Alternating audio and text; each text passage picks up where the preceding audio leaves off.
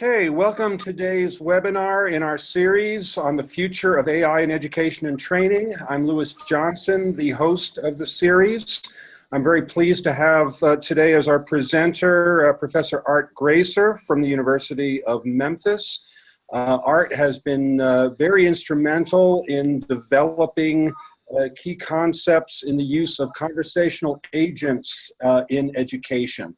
As you know, conversational agent technology or chatbot technology is drawing increasing interest, and Art and his team have done a lot of important research in determining how to use that technology effectively in promoting learning to address some of the critical problems in education today.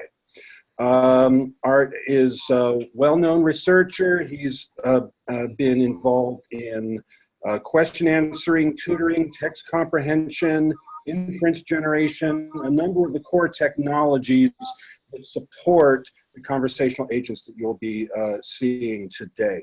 So Art, thank you for speaking today. We look forward to hearing your talk. And thank you, Lewis, and thanks for leading this series. It's very important, and I know it's with some trepidation I do this because you are one of the major pioneers in developing these agent technologies. So you both have been working at this for a while, so it's good to see it coming to fruition. Yes. So I'm going to be talking about agents to help struggling adult readers. These are readers that don't read well enough to get a decent job. But one angle to these agents are trialogues. This is two agents interacting with the human learner. And so we believe that a second agent can have some real added value. So this is the agenda. I'm going to start talking a little bit about conversational agents in learning environments in general. And then I'm going to talk about dialogues, trialogues, and analogues. That's, maybe 3 or more agents. I know one colleague of mine, Shengyan Hu, has 4 agents interacting with a learner. And I know people at Educational Testing Service have 2 agents talking to 2 humans. So I think we're at a special point in history where we can test out some of these agent designs with multiple agents, and we're going to have a great future investigating how learning is helped this way. The main topic, though, is on how these agents can help struggling adult readers. And so let me, say a couple of words. Why focus on adults with low literacy? Well, there's many of them. One estimate is 1 out of 6 adults in the US don't read well enough to get a decent job.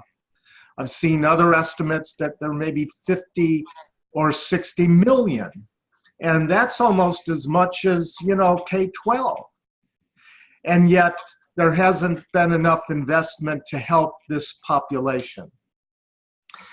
We know that attendance is a problem because many of these individuals have worked 2 or maybe even 3 jobs. There's childhood, children's issues, and there's transportation difficulties. Some of them, it takes an hour to get on a bus to get to a literacy center. So, if you have technologies where they can work at home or on handhelds, that can help them. Another point is that comprehension training interventions and programs for adults are pretty rare in number. There are many programs to help, like vocabulary or word decoding. That's easier to do, but comprehension training is difficult. And so some of the comprehension training for K-12 is tailored to kids. Well, that's not very helpful for adults. They want practical topics. So this is a rare possibility, not a rare possibility, this is a ripe possibility for AI technology to help. So if you can provide comprehension training to millions of people and provide intelligence support 24/7, that can really help the world in some fundamental ways. There are many organizations that are committed to improve adult learning and adult literacy. And this is just a list of some of them.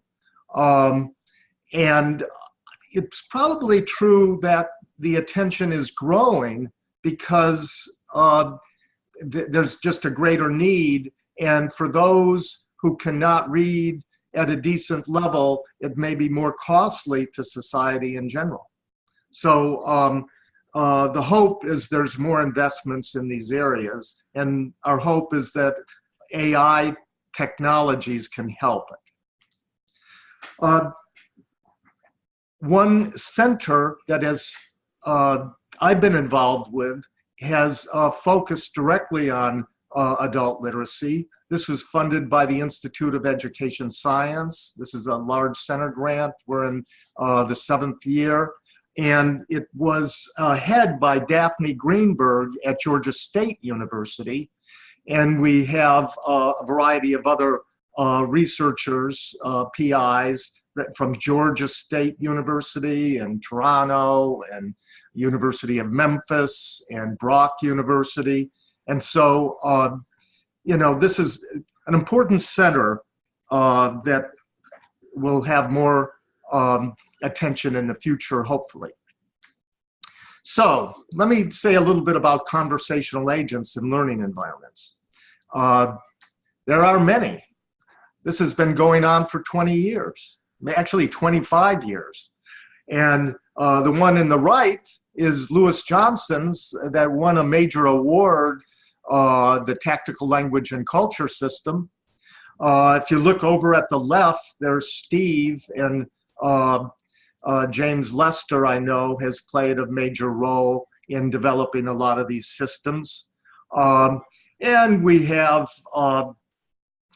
Herman the Bug there. And let me switch, though, to the ones that come from Memphis. Since I'm from Memphis, I should talk about Memphis.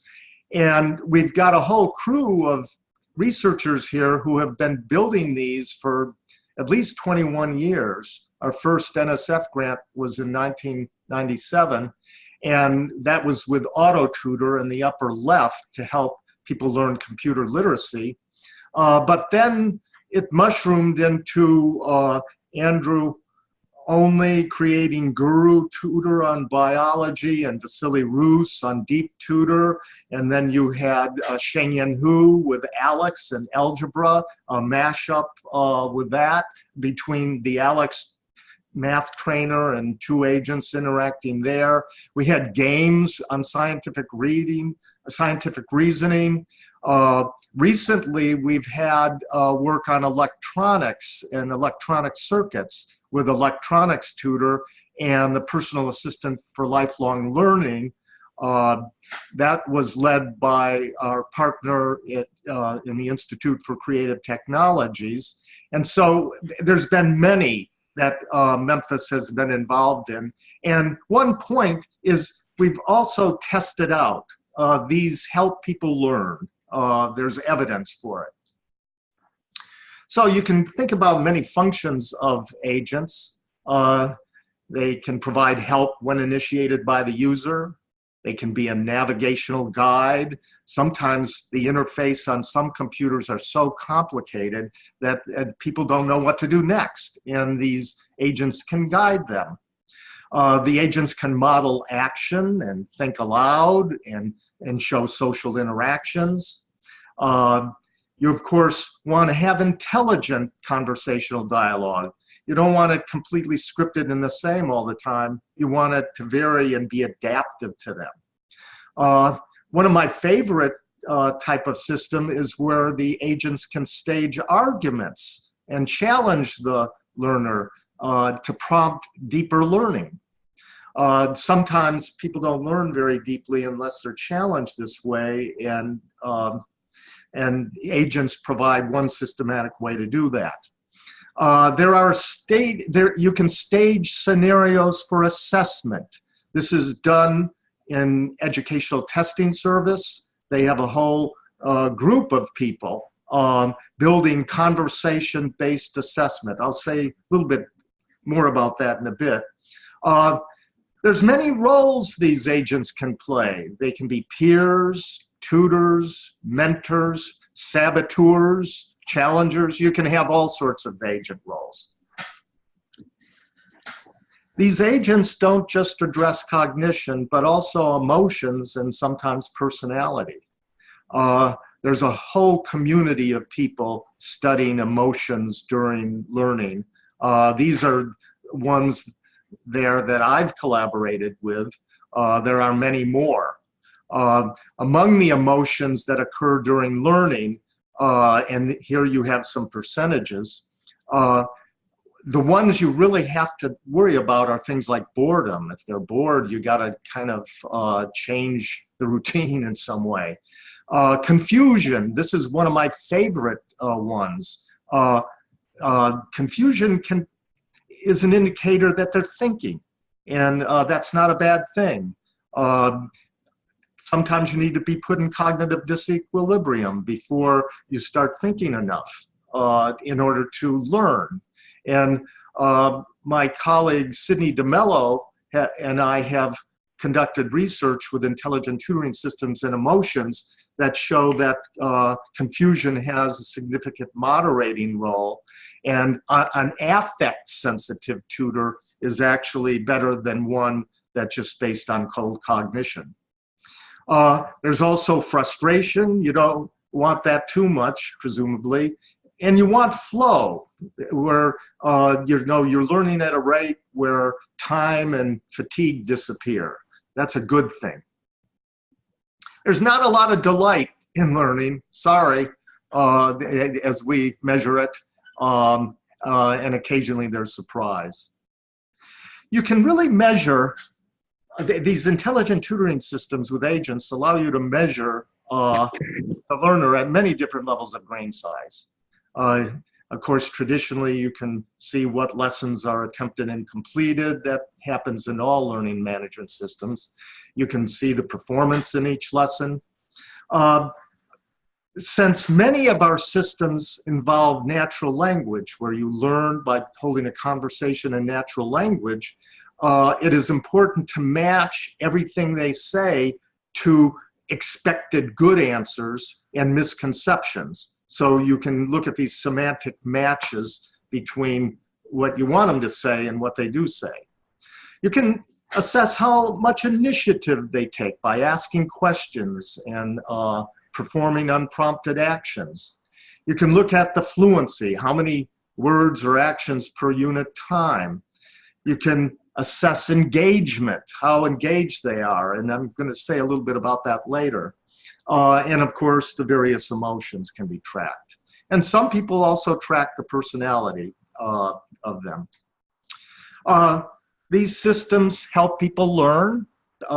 People have conducted meta-analysis on many intelligent tutoring systems. This is a summary of the meta-analyses and their effect size. The bigger the number, the better the learning compared to a control or comparison condition. We often like to compare our learning environments to reading for an equivalent amount of time. But another one is to compare it to a human tutor.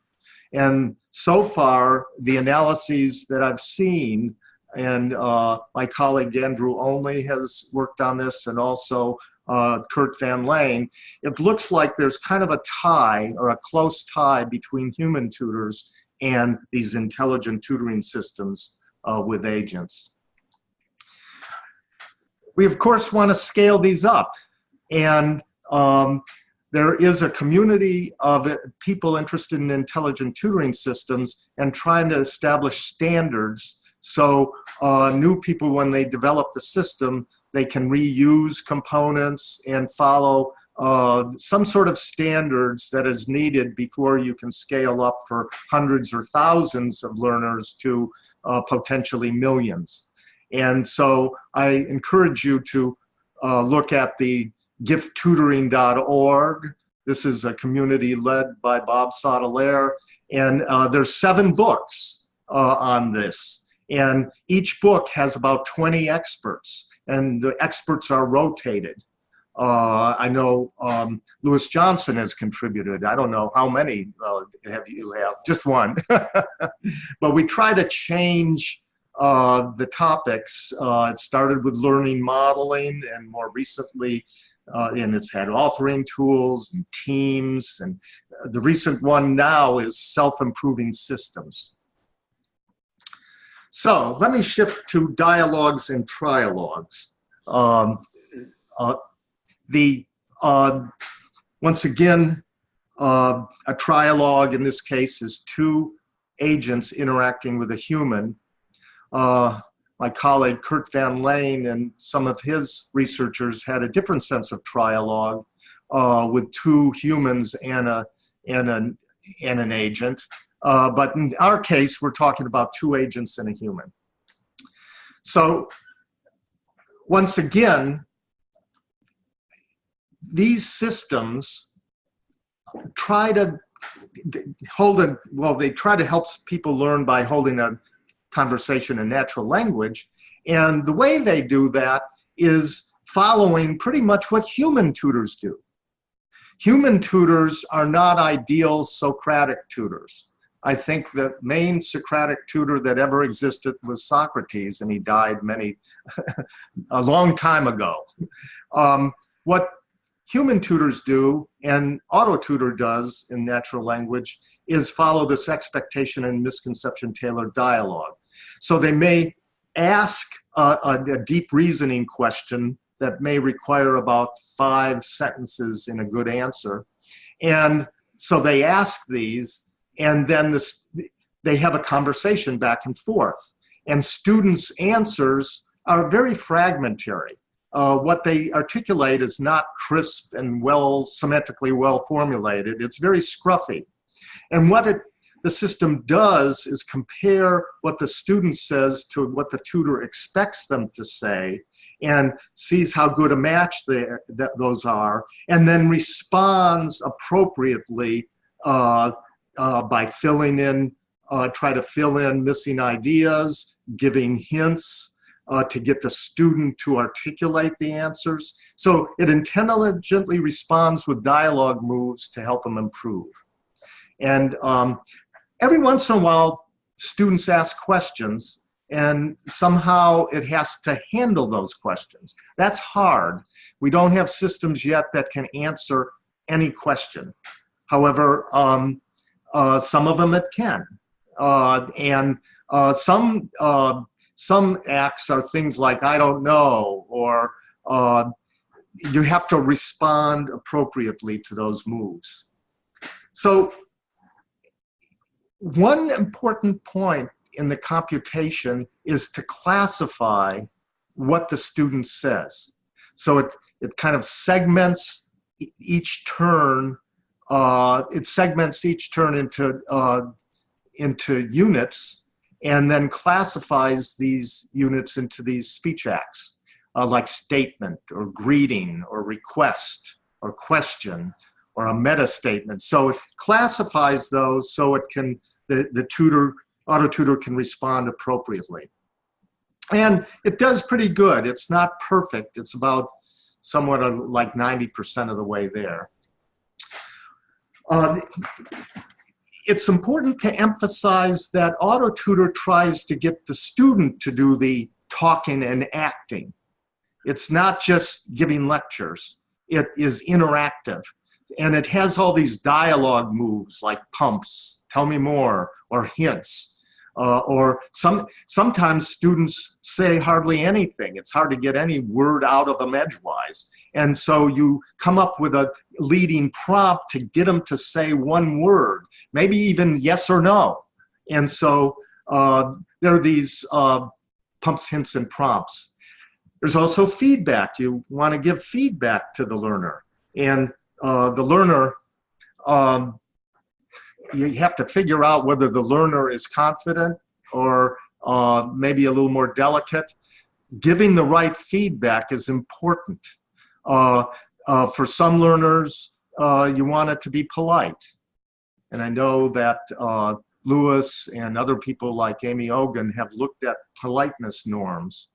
Other times, you might want to give more edgy feedback. We've actually designed a rude tutor that's very engaging to some people because the feedback is more humorous. So one question is, what do you do when there's misconceptions, where the student has misconceptions? Well, in those cases, you want to give, in some cases, just correct it right away. In other cases, you might want to give them hints and have them self-discover what the problem is. So notice it's pretty complex how you design these dialogue moves. And so you want them to be sensitive to the learner. Okay, here's some of the challenges after we've worked on these. One is the semantic matches sometimes are not perfect. Of course, humans are not perfect either, but when the computer has an imperfect match, that means that understanding is limited. Sometimes there's a blur between a good answer and a misconception. They're semantically similar. And so the feedback that is given, whether it's positive or negative, may not be right because of that.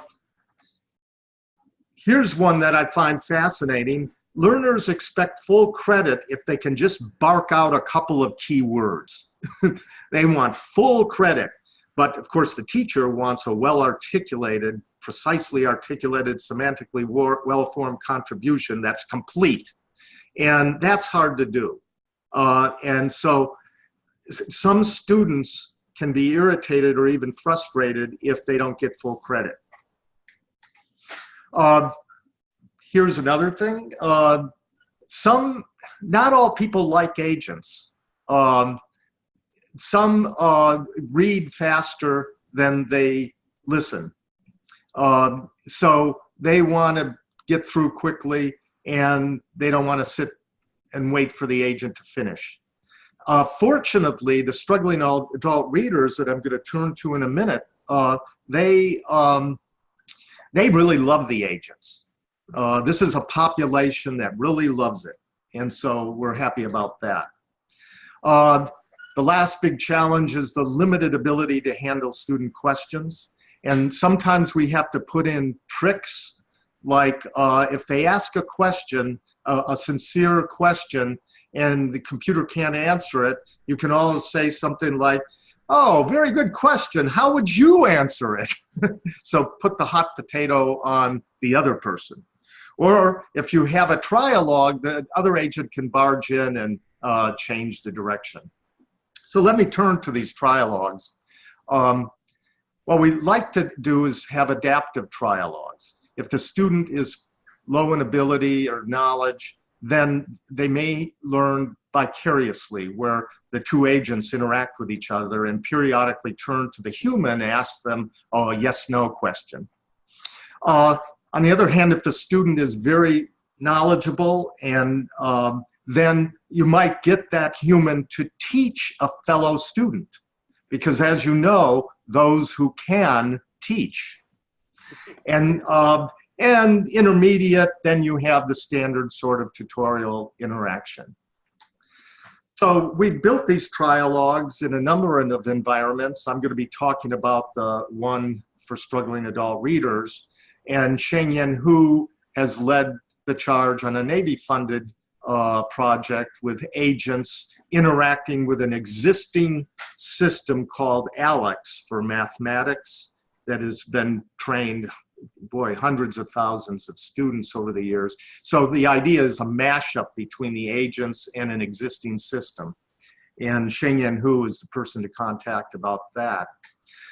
There's advantages to these trialogues. Two agents can model good behavior.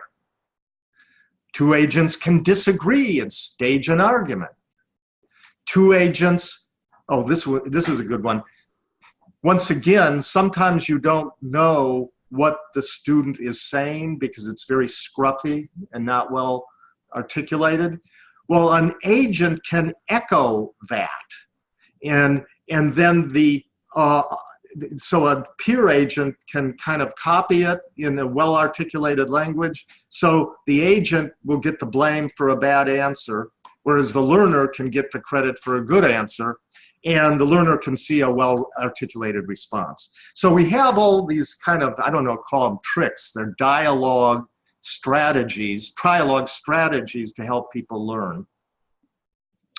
Okay. I mentioned earlier that Educational Testing Service has been developing these conversation-based assessments. So you can imagine in the future, a lot of assessments are not just multiple choice on forms and printed material, but imagine being in a virtual environment. And in this case, it's a library environment. And you want to assess reading, writing, speaking, and listening in one assessment. And so you wonder whether they can read this sign, or, and then you have the human interacting with this doofus agent who bumbles frequently, and then a smarty pants agent who comes in and rescues the situation. And so they have interactions and they interact with the learner. And during that process, you can reconstruct how well they read, write, speak, and listen. And so they also, this is just an example trialogue. I don't have time to go over it, but it's carefully crafted to where you can get this information. So let me now turn to the third main phase, and that's the trialogues to help struggling adult readers.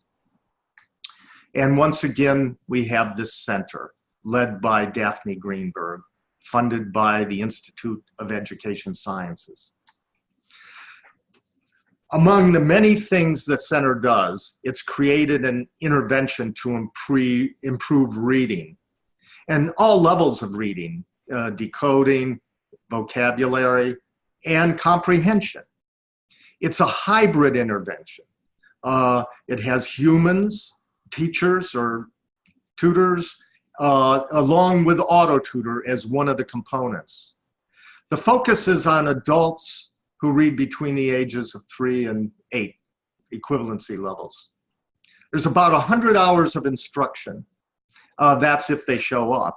And they show up about, the rate is around 60% of the time they show up, which isn't bad. I think national standards on retention and, you know, or absentees is not as good as this. They meet 2 times weekly for 2 or 3 hours. We've had an intervention assessed in Atlanta and the Toronto areas. And we have 253 of these readers, these adult readers. And we've compared it to about 100 people in business as usual sort of environments. The design of this AutoTutor system mirrors this PACES intervention developed by Maureen Lovett and her colleagues. PACES, it's an acronym for predicting and acquiring vocabulary and mental models from context clues, clarifying, evaluating, elaborating, or explaining, and summarizing or in a way that's sensitive to text structure. Now, this PACES comprehension program is fantastic. It's one of the best, if not the best, system for improving children's comprehension or adolescents. It's great. But we had to tailor it for adults. And so that's why we teamed with the Toronto group. So we created a lot of lessons in AutoTutor for these readers that mirrored the PACES intervention. Although I must say that the components of AutoTutor could fit into many different curricula that people have. The theoretical framework that we adopted is what Danielle and I call the multi-level theoretical framework, where you have to worry about words, syntax, the text base, that's the explicit information in the text, the situation model, where more inferences take place, the rhetorical structure and genre, like whether it's narrative or different types of expository text or persuasion, and then pragmatic communication. So what our AutoTutor does is targeted primarily the words, the text base, the situation model, and genre and rhetorical structure.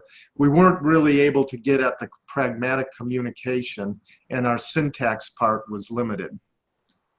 So this is the home page, and you can actually get on it and use it if you want, although right now, this month and next month, we're revising the system, preparing for attempts to scale it up.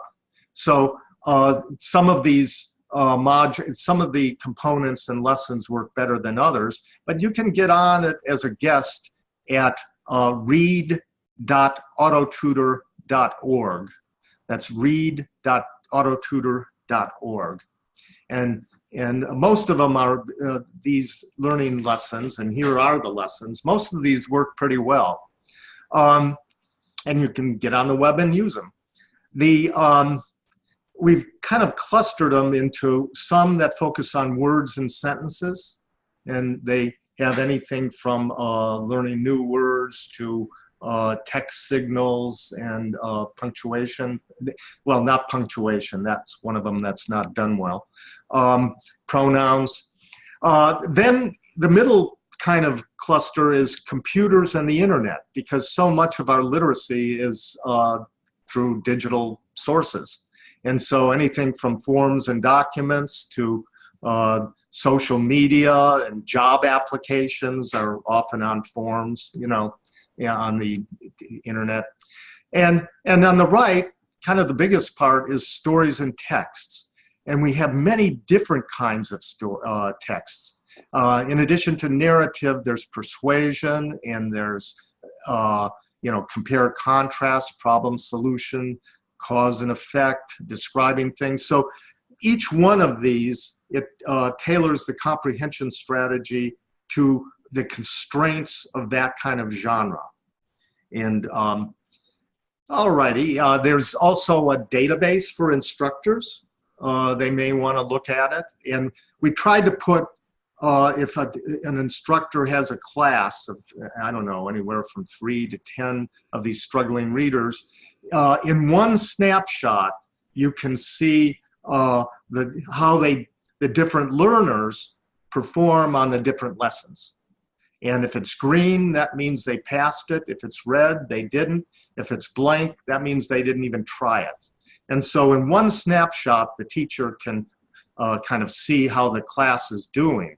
They can drill down too. If you click on one of these, you can see more details on performance, including time and accuracy.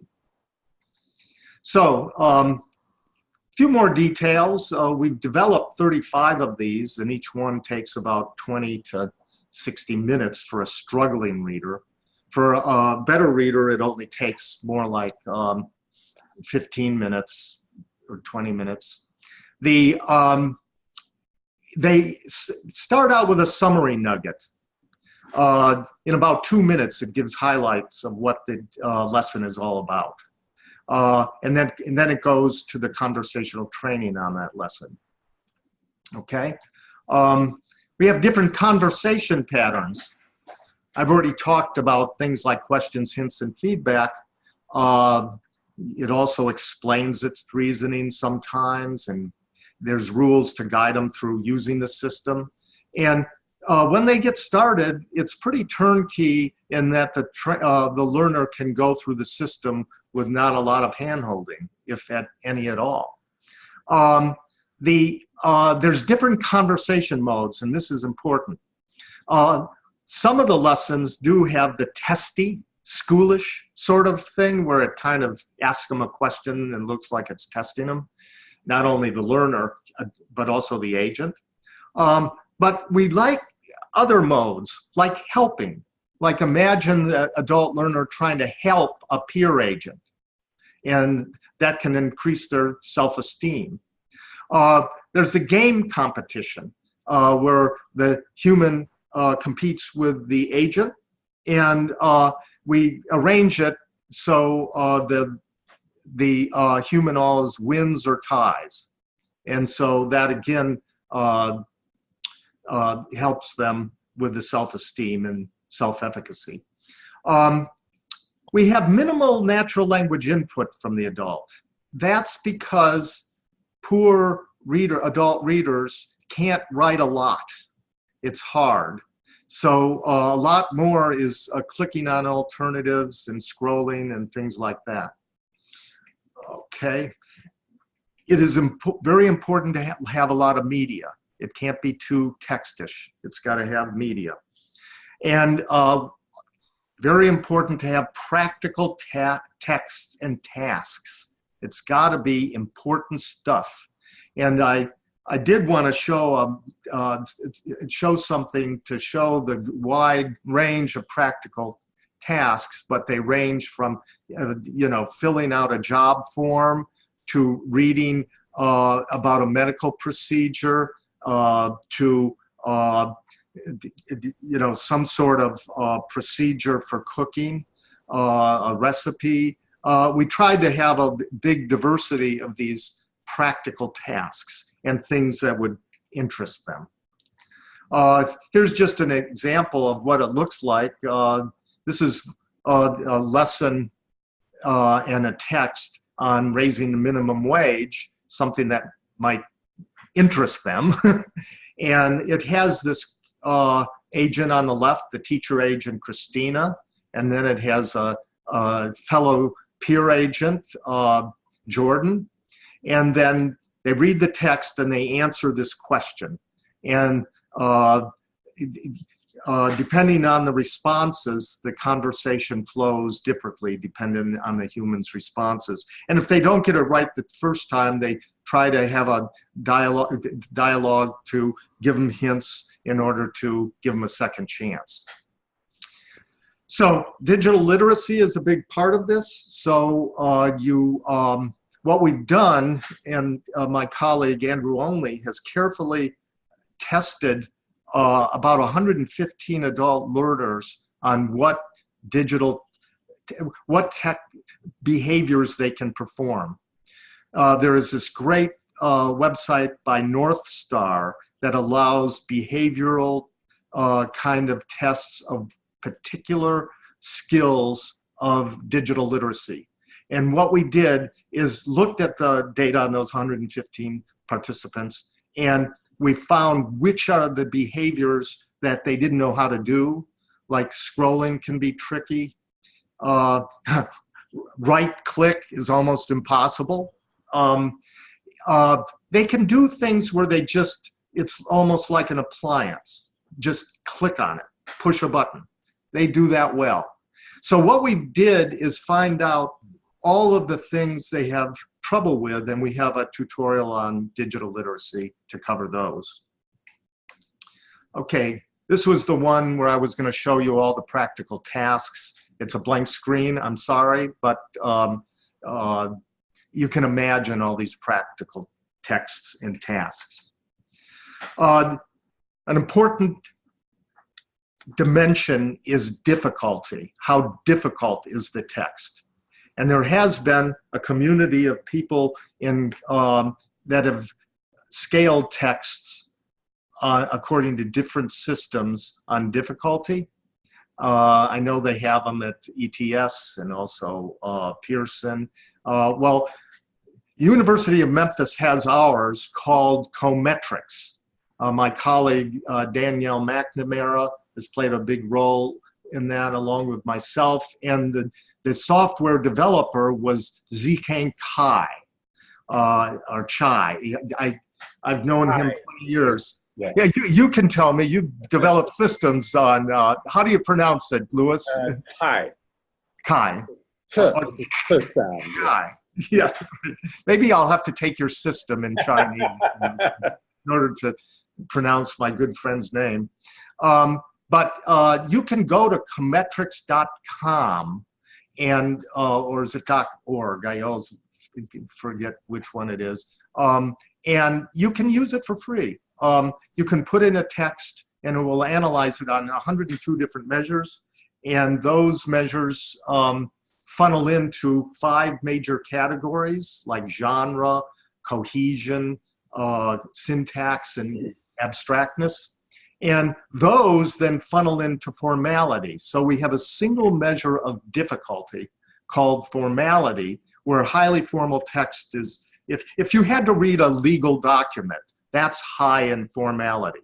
On the other hand, if you want to read a chatty story of a lot of conversation, that's low in formality.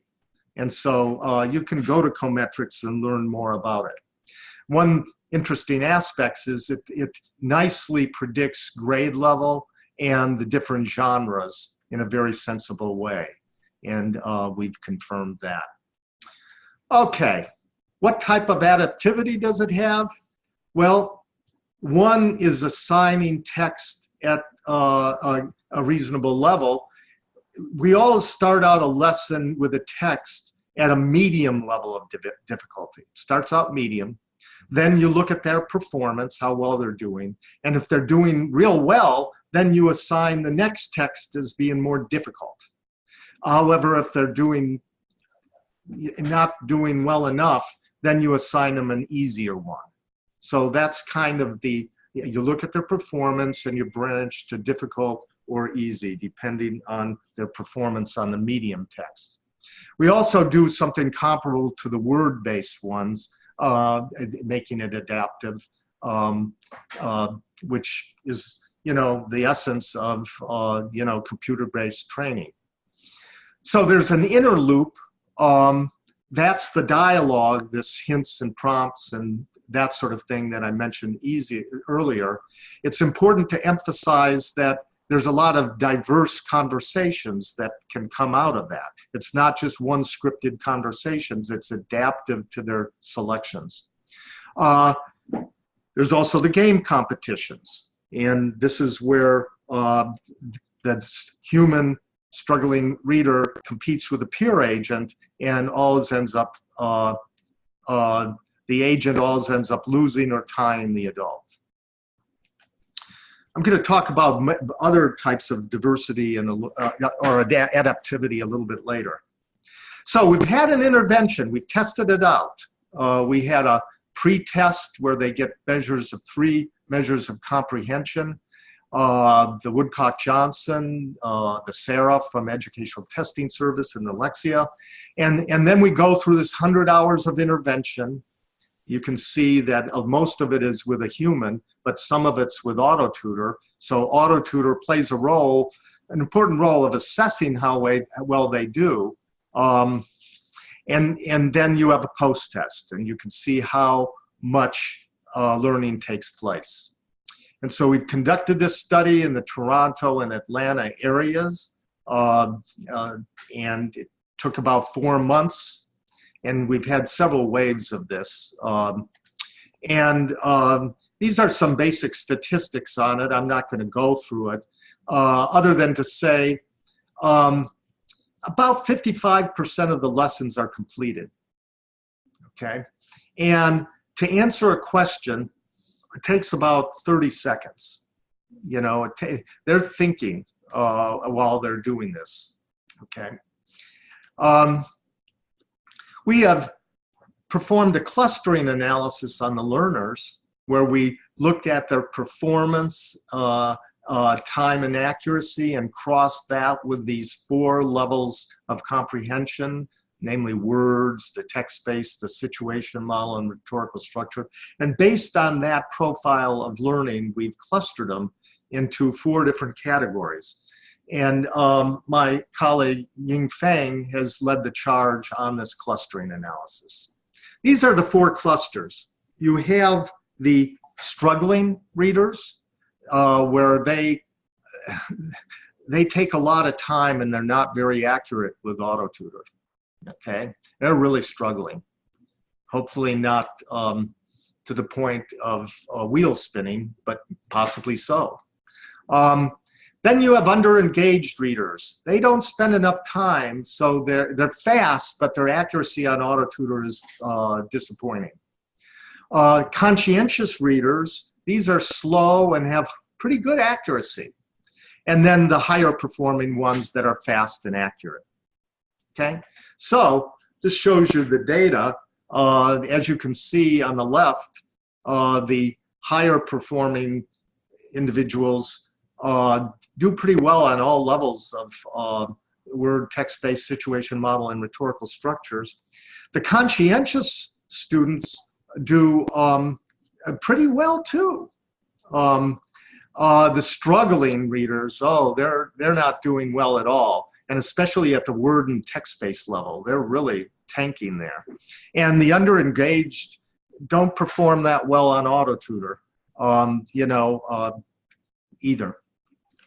So these are the time per questions, and as you can see, the time for higher performing and under-engaged is really fast, whereas conscientious, they spend a lot of time, especially on those lessons focusing on the text base.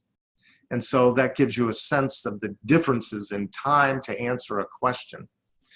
Now, here's the important slide, pre-test to post-test gains. As you can see, the higher performing people do pretty good. They start out a little higher, so they may have a little less room to go. It's the conscientious adults that really benefit. They do real well on all of these levels, all of these psychometric measures of comprehension. The struggling readers tank. They're not doing well at all. It may be the material is just too hard, maybe outside of their zone of proximal development. The under-engaged readers do surprisingly well. It was kind of surprising. According to the Lexia, wasn't so good, but we're wondering, they didn't do that well on AutoTutor. However, they did okay on the, it's a puzzle. We still haven't figured that out. So what you can see is that you have these 4 different types of readers, and for the struggling readers, it may be just too hard for them. They may need a different, they apparently need more practice on words and lexical decomposition, according to the performance profile. The under-engaged readers need to be maybe to just concentrate more, just simple instructions to get them to pay more attention to the text. The conscientious readers are the major beneficiaries. You kind of leave them alone, they're doing fine. Now the higher performing readers, you might want to increase their reading difficulties. So you might want to give them more difficult text. Just want to briefly say that we've analyzed individual items a lot. We've looked at the text formality, the depth of the question, whether it's a deep question or a shallow question, the answer length, all the number of words in the options. And what we've examined is how much that can predict the time to answer the question and the correctness of the answer. And we perform mixed effect modeling to do this. And this just goes to show, this is the nice statistics, or statistical stamp of approval with mixed effect modeling, with texts and adults as random variables. And you can see all of these are significant, and you can plot that, very nice. So, and what you find is a very systematic impact of text formality and question depth and answer length on the accuracy and the time. And so why would you want to do this? Because we want to, in the future, kind of track their performance on these individual questions so you can change AutoTutor to be more responsive to their performance profile. That's the goal. We have a disengagement detector, for example. We can, and I don't have time to talk about this mechanism, but we can detect on individual items pretty quickly in the lesson, whether they're disengaged. My colleague Su Shen developed this algorithm, and also Jan Frigers at Brock University. He's a team member. He's looked at this also. So what we want to do is quickly find out whether they're disengaged so you can do something to get them more engaged. That's the goal. So the upshot of the item analyses is you want to identify disengagements, and you want to classify them into struggling, underengaged, conscientious, or higher performing readers, and then do something, select materials or change the moves to correct that. So where are we going now? Our next steps is to try to put AutoTutor in the wild. We've used it with literacy centers who we know them. It's more connected to the research team. So we want to see what happens when it's out there in other literacy centers. We want to see how they use AutoTutor. We want to find out how much instructor training is needed. Is it you just give them a couple of pages or a manual and an hour interaction and then they use it? Or do you have to, scaffold the professional development to use it in a major way? So we're trying to find out an answer to that, and we have to get that answer before we can scale it up for adult literacy centers, the workforce, colleges, and universities. And interestingly, there's a lot of readers in universities. We've estimated around 40% or 38% that don't read at an 8th grade level. And they could be beneficiaries for this on remediation. Here's the long-term horizon. What we want to do is build a more adaptive AutoTutor with intelligence, more and more intelligence. We'd like to have speech recognition in mobile devices, because practically all of these struggling readers have a mobile device, a smartphone or semi-smartphone. And if they can have speech recognition, that will allow them to more readily use the system. We want to try to have social connections through social media. If they go to a literacy center, you want to, they meet people.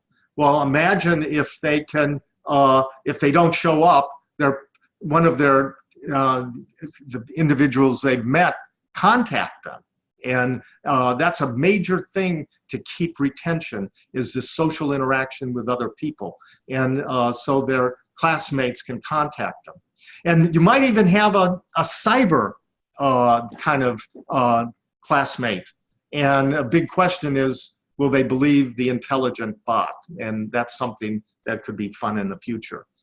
And finally, imagine integrating it with geographical information systems, so it can have a recommender system where if they're near a literacy center, the smartphone can point that out, or if a bookstore is there, or a library, or a Chinese food restaurant, and say, I know you like Chinese, you've taken Louis Johnson's Chinese system and how to eat in the round table at a Chinese restaurant, and you decide you want to do it, and it will have a recommender system to do that.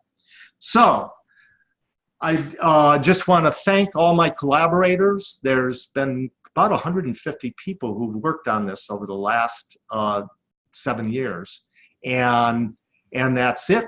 And thank you again, Louis, for allowing me to talk about my research. Oh, you're most welcome. So everybody, if you have questions, type them into the chat window or the Q&A window, and we'll be happy to go through them. Just to review what you said, Art, if people want to test drive AutoTutor, they should go to read.autotutor.org. Is that right? Yes. And I did want to put a caveat that it is under development this month and next month. So some of the lessons some of the lessons may occasionally freeze because of something we're doing with making a change to one of the agents. That's basically what it is. Okay. Yeah. Mm-hmm. And it's free to use, right? Yeah, it's free. Mm-hmm. Okay. And cometrics.com is the place to go if people are interested in the cometrics analyzer. Yes, Okay. indeed, and Good. that's free as well. Yeah. Good. Yeah.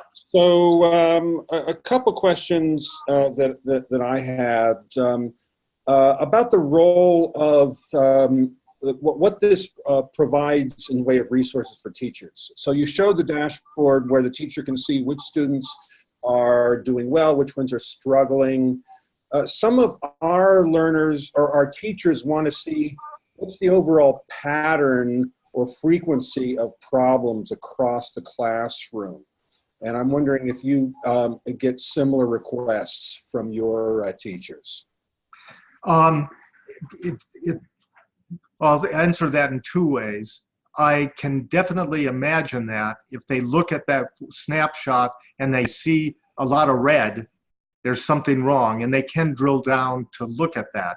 Now, whether they do that or not, we will find out more when we have it in the AutoTutor in the wild, because all of our instructors at this point have been pretty well trained on how to use the AutoTutor system. So that's why it's an important step to do the AutoTutor in the wild, to see exactly what are the needs of the teachers and instructors. And that's so important, as we all know.